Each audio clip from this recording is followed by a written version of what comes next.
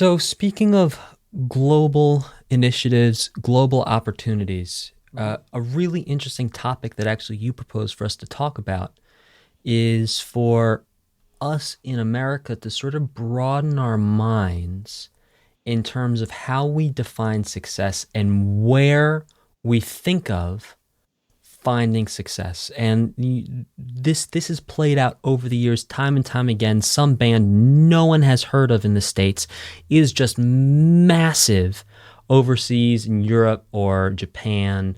um, I think Toto is a really good example of this. They've had quite a few hits over here, but the way people get excited when you talk about Toto in Europe versus the way they get excited when you talk about Toto in the States, it's a different universe. It's beyond just the playing of music. It is really the industry of music expanding in different marketplaces. A quick small performance sort of illustration of what you're talking about is guitarist John Shannon. He's got a power trio, rock trio. They start doing their social media advertising, and suddenly they're in the top five in Peru,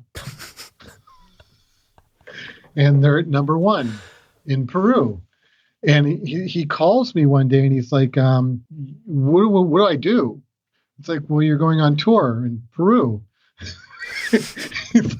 That's where your audience is, man. You've got to go to your audience.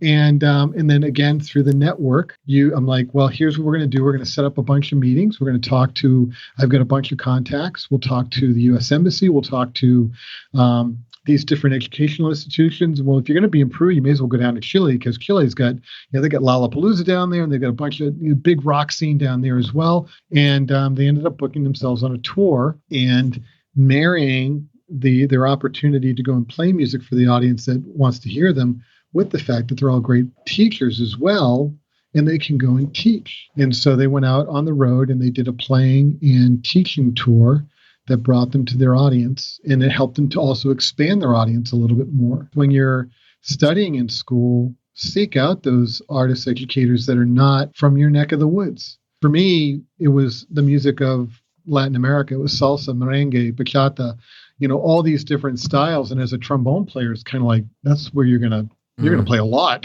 mm. There's a lot of trombones, a lot of horns in that music. Suddenly, you start to broaden your network and your ability and your opportunity, and then you are getting a chance to travel to these places to go on tour and play with fantastic musicians, hopefully, and if not, even just with your colleagues and your friends.